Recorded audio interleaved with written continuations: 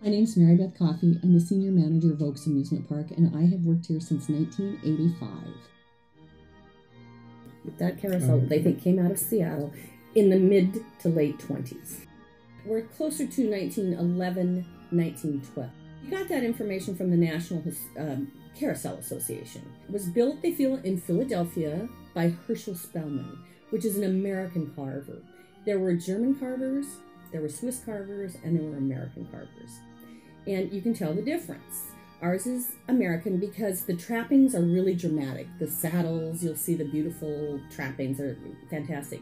But their hair, their manes, and their faces are quite sweet when you look at the face of the animals. Whereas the Germans didn't care that much about the saddles and all that jazz.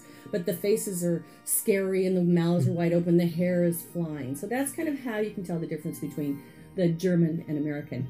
So ours is an American carved piece of folk art. There are only 3 left of this, and this size. And it is called a Noah's Ark carousel because the animals are 2 by 2.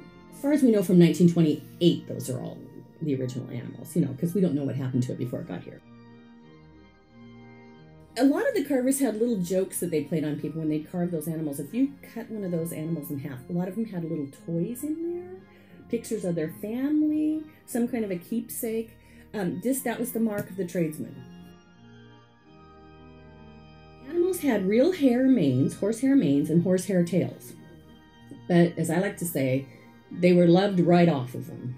So many little kids pulling on them, So then the wooden manes came and the wooden tails because it's just so expensive to replace them.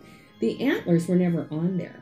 A maintenance guy here put those on. They're real antlers, but he had gone hunting and brought those back and put them on that animal. So those weren't original to the machine.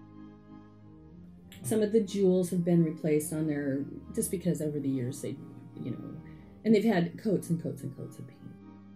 In 1985, they repainted the paintings on the rounding boards. That's the boards in the center and the outside edge. In 1996, IAPA, the International Association of Amusement Parks and Attractions, deemed it the International Year of the Carousel. So we decided to do it over top to bottom. New mirrors, new everything.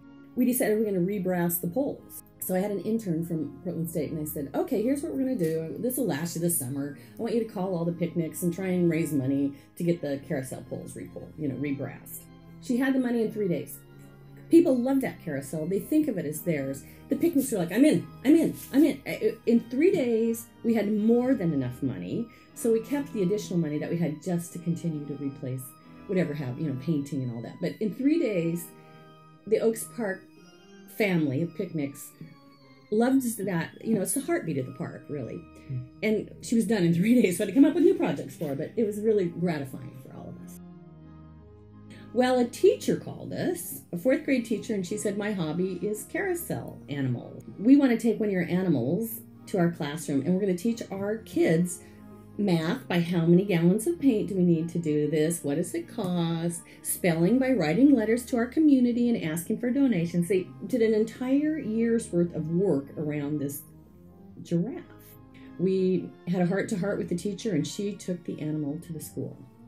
And they named it Ginger. They spent the year fixing Ginger, repainting her, renaming her. They made t-shirts about Ginger the giraffe. So on opening day that year, their 6th grade band came marching down the midway, and behind them came all the kids from this class that had done the animal.